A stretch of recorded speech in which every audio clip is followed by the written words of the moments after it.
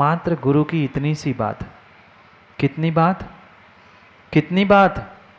यहाँ तो 50 बार कहना पड़ता है कि भाई ऐसा करो, ऐसा करो, ऐसा करो, और कहने के बाद भी वे निर्मल ज्ञानी पीछे खड़े होकर कहते महाराज जी मैं मैं जानता हूँ, मैं पहले से ही जानता हूँ, आपकी बात क्यों मानूं? यहाँ तो महाराज के सामने महंत पंडित सब हाँ महाराज जी आप जैसा कहो, आप जैसा कहो, और नीचे उतरे काहे के महाराज, हम तो अपने मन के मर्जी के मालिक है।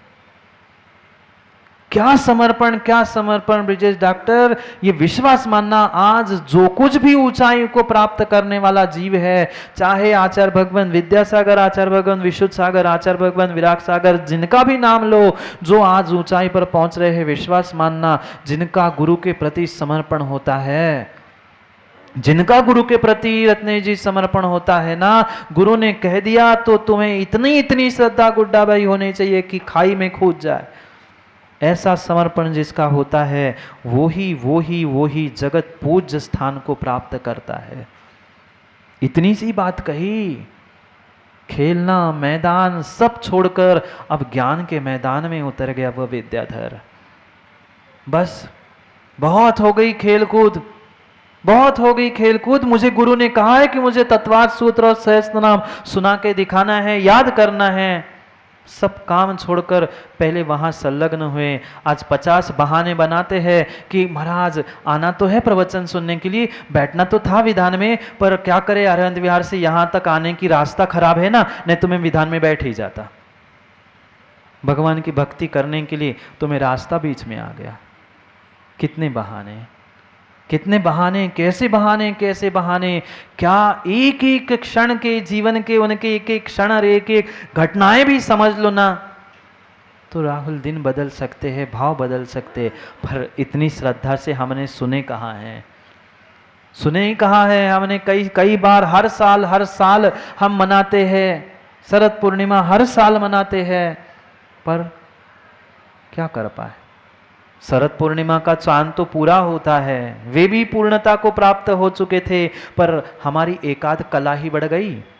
चंद्रमा की कलाएं बढ़ती है ना, एकाध कला ही बढ़ गई, एकाध गुण ही बढ़ गया। थोड़ा सा समर्पण, थोड़ी सी श्रद्धा ही क्या हमारी बढ़ पाई? नहीं। क्या दिन, क्या दिन, क्या समर्पण था। गुरु से मात्र इतना ही कहा, गुरु ने मात्र इतना ही कहा, और सब काम छोड़ के पहले पढ़ाई में संलग्न हो गए।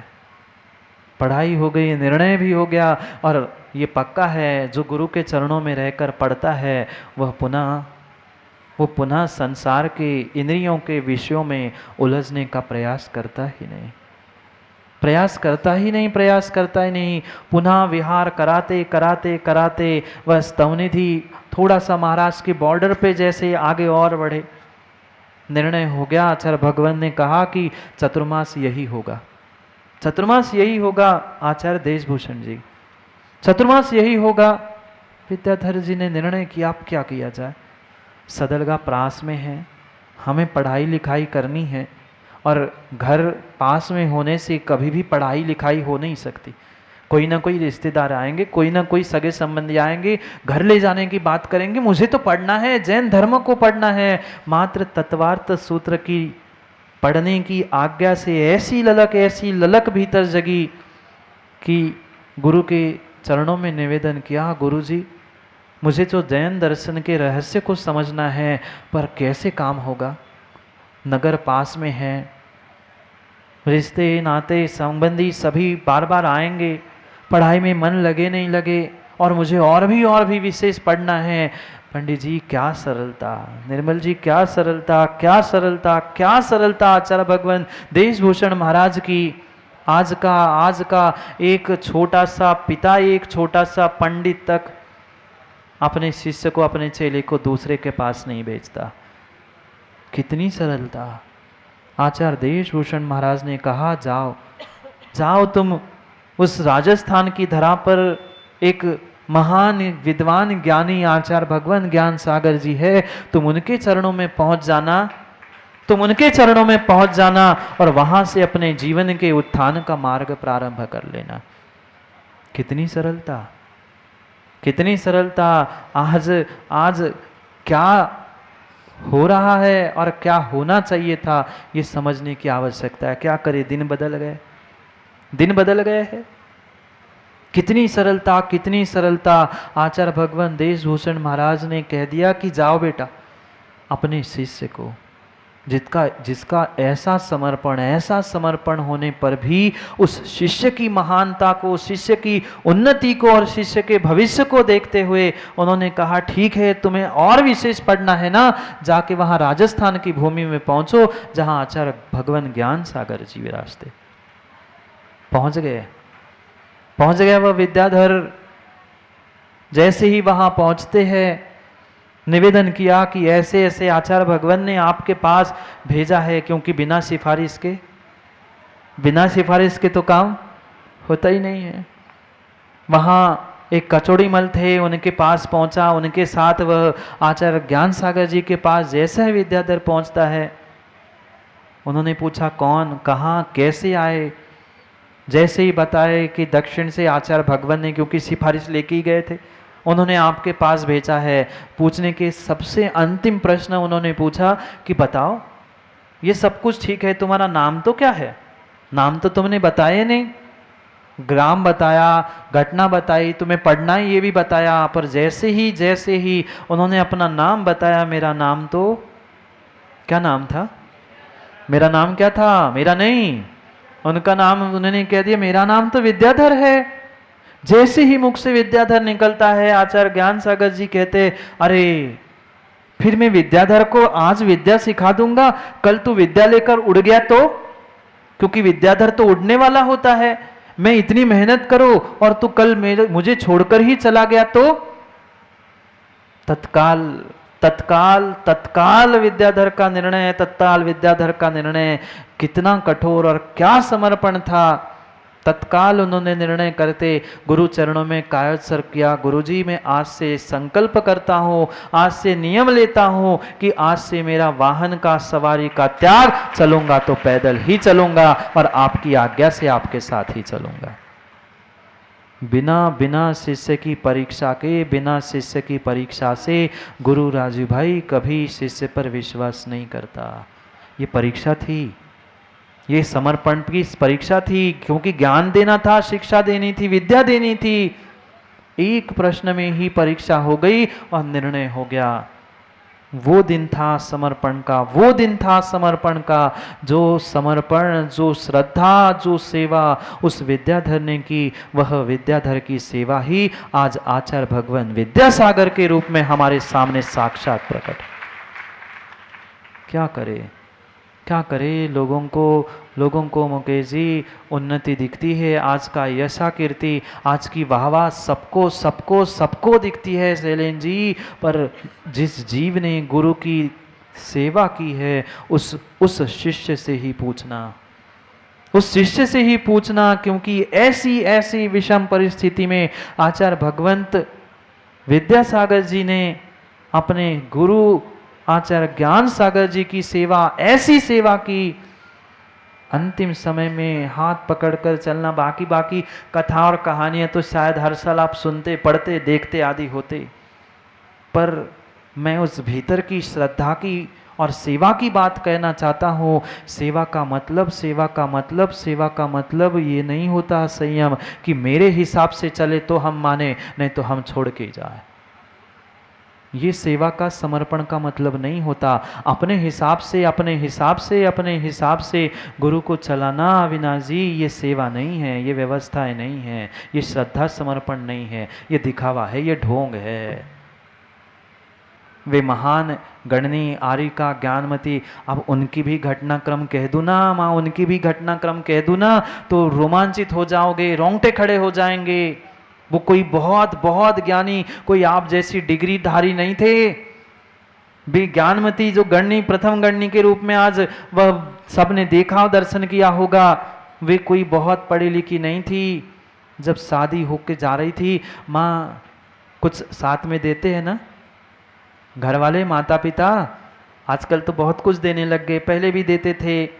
उस समय संस्कार देखना, माँ के संस्कार देख लेना। जब विदाई हो रही थी, कोई पेटी सोने, गहने, जवाहरात, हीरे, मोती, ये तो पुद्गल के टुकड़े, धन के टुकड़े नहीं दिए।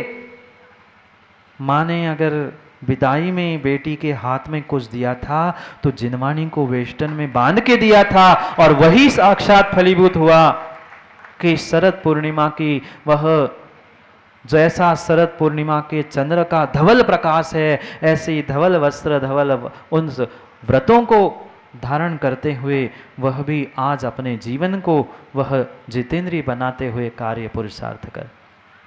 क्या करूँ, उस समय तो बहुत हो गया, अभी विधान भी शायद थोड़ा बहुत कुछ बचा है, विसर्जन तो करना ही होगा। सोच लो, विचार कर लो, सोच लो, विचार कर लो। अभी तो तीसरा दिन है ना, 7, 8, 9, चौथा ही दिन है। अभी 3-4 दिन और विधान के और पुण्य कमाने के बाकी है।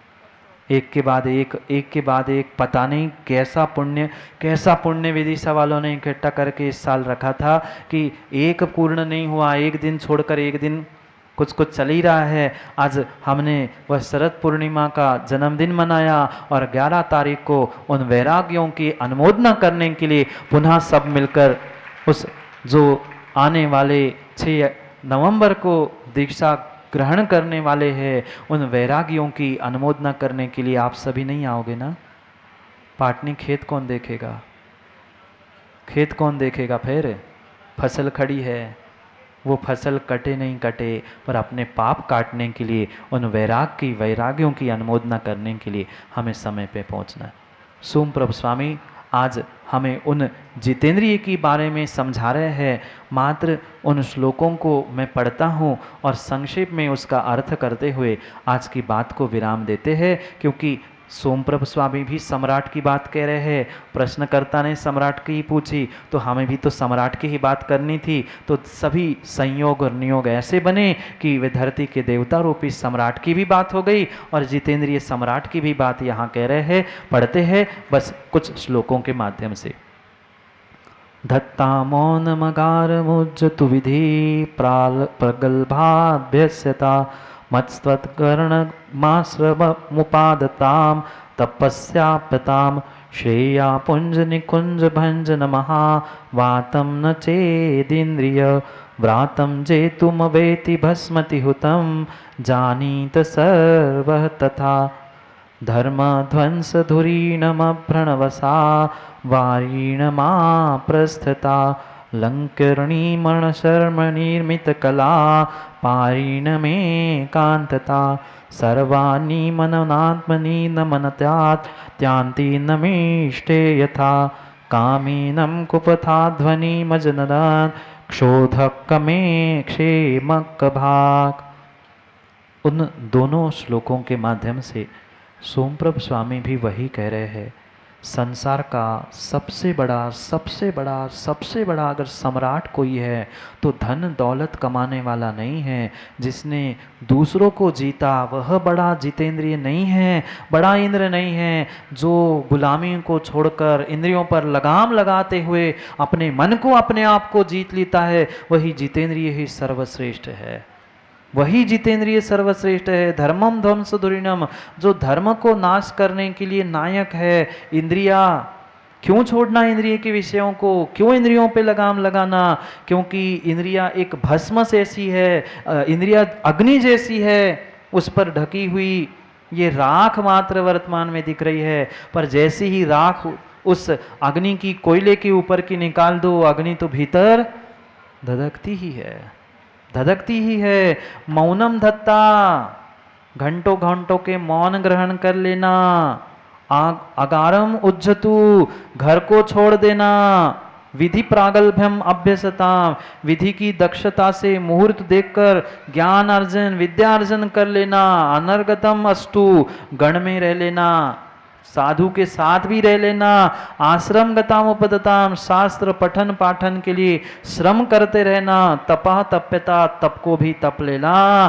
पर ये सब व्यर्थ है। तुम्हारी तपस्या, तुम्हारा ज्ञान, तुम्हारी बुद्धि, तुम्हारा सब कुछ व्यर्थ है। क्यों? चेत श्रेया पुंज निकुंज भंजना इंद्रिय वातम जेतु, जो इंद्रियों को नहीं जीत पा रहा है, जिसने इंद्रियों को जीता ही नहीं है, वह कितनी ही कल्पना कर लेना कल्याण की, कल्याणमल जी कल्याण नहीं हो सकता। सब क्रियाकांड व्यर्थ है अगर आपके पास जितेंद्रियपना नहीं है। इंद्रियों को नहीं जीता, इंद्रियों को नहीं जीता और मन को नहीं जीता तो सब तुम्हारा पूजा पाठ भी व्यर्थ है, व्यर्थ है, व्यर्थ है। इसलिए धर्म को नाश करने वाले, उस सत्य ज्ञान को ढांकने वाले, आपत्तियों को बढ़ाने वाले, वह आपाद प्रक्षालिकम, एकांतता सनातन, एकांत को बढ़ाने वाले, दुख को उत्पन्न करने वाले, अनयतान नीति, खोटी नीति को सिखाने वाले। क्योंकि जो जो इंद्रियों के विषय में फंसता है, कितना झूठ, कितनी अनीति, कितना पाप, क्या क्या क्या क्या नहीं करता, ये साक्षात आप सबने देखा है। इष्टे यथा कामिनम, जैसे वह कामी स्वेच्छाचारी जहाँ मन करे इच्छा से यदवा तदवा कार्य करता है, ऐसे कुपताध्वनिम, ऐसे खोटे मार्ग पर चलाने के लिए जो इंद्रियों का समूह है, वह इंद्रियों के समूह को जो जीतता है वही अपने कल्याण को प्राप्त करता है, और जो नहीं जीतता वह कहीं कहीं कल्याण के मार्ग पर चल ही नहीं सकता, चल ही नहीं सकता। इसलिए सोचे विचार करे कि हम भी भले ही जिनेंद्र नहीं बन पाए, जितेंद्रिय भी पूर्ण नहीं बन पाए, पर माँ कुछ लगाम तो लगा लो, कुछ लगाम ही लगा लो, कुछ लगाम ही लगा लो। घोड़ा तो रईस के पास भी है और सईस के पास भी है, इंद्रियां मेरे पास भी है, सबके पास है, पर किसने कैसा उपयोग किया ये आपको निर्णय करना है, ये आपको निर्णय करना है। सोचो, जब अभी पंडित जी भी कह रहे थे कि यहाँ मात्र एक, कितने माता पिता के सम्मान कराए आपने? 10-12 माता पिता के सम्मान यहाँ पर किए, फिर वह दिन कैसा अद्भुत होगा। यहाँ तो मात्र 1 संवत्सरण लगा है, वहाँ 80 संवत्सरण, 80 कुबेर, 80 माता पिता जहाँ बनते होंगे, उस विरागोते के उस अद्भुत दृश्य से भी, उससे भी जुड़ने का प्रयास कर लेना, क्योंकि समय बहुत हुआ है, समय बहुत हुआ है। अब पंचम काल में नहीं संभले तो कभी संभलने का मौका मिलने वाला नहीं है। इसलिए गुलाम नहीं, गुलाम नहीं, भिकारी नहीं, लगाम लगाने वाले जितेंद्रिय बने, रईस बने, सम्राट बने, दिखावे वाले नहीं, असली वाले। ऐसे महान आचार्य भगवंतों के चरणों में शत शत कोटि सहा नमोस्तु के साथ यही भावना है कि आप ऐसे ही सभी जिन शासन और नमोस्तु शासन को जीवंत और जयवंत करते रहे। यही परोक्ष रूप से, चाहे रायपुर में हो, चाहे सिरपुर में हो, वे शिवपुर के ही वासी है। उन आचार्य भगवंतों के चरणों में कोटि सा नमन के साथ समय को पुनः समय पे मिलते हैं, क्योंकि समय पे किया गया काम समय को दिलाता है। बोले भगवान महावीर स्वामी की।